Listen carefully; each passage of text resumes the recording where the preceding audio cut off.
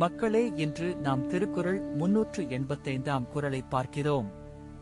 இது திருக்குறளின் பொருட்பால் பகுதியில் உள்ள அரசியல் என்னும் இயலில் இடம்பெற்றுள்ள இறைமாட்சி அதிகாரத்தின் 5 குறள். இயற்றலும் ஈட்டலும் காத்தலும் காத்த வகுத்தலும் வல்லது அரசு.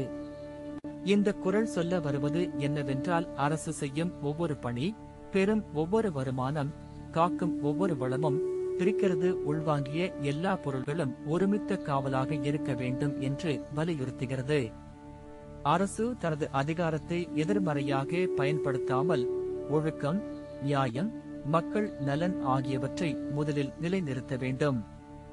இந்த குறள் முக்கியமானது ஏனென்றால் அது அதிகாரத்தின் நியாயம் மற்றும் பொறுப்பை சொல்லுகிறது. நாமும் இன்றைய நாடுகளில் அரசியல் சிதைவை காணும் போது இதுவே அடிப்படை கொள்கையாக அமையும். உதாரணமாக, ஒரு பெரிய நிறுவனத்தின் மேலாளர் தனது நிறுவனத்தை வளர்ப்பதோடு அதன் சொத்துக்களையும் பணியாளர்களையும் சூழலையும் பாதுகாக்கும் போது இந்த குறளின் பாடம் பிழையாக தெரியும்.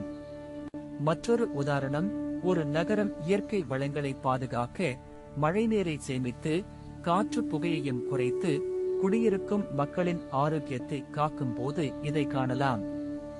இன்றைய வாழ்க்கையில் இந்த குறளை பின்பற்றினால் அதிகாரத்தின் தவறான பயன்பாடு, ஊழல், வளங்களின் வீணிப்பு குறையலாம்.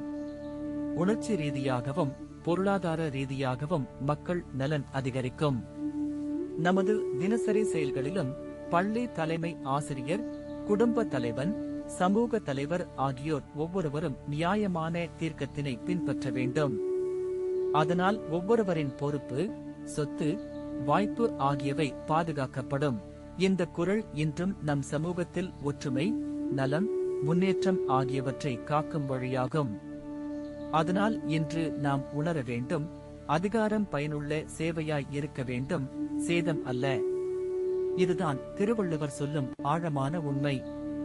அடுத்து வரும் அதிகாரத்தில் மீண்டும் சந்திப்போம்.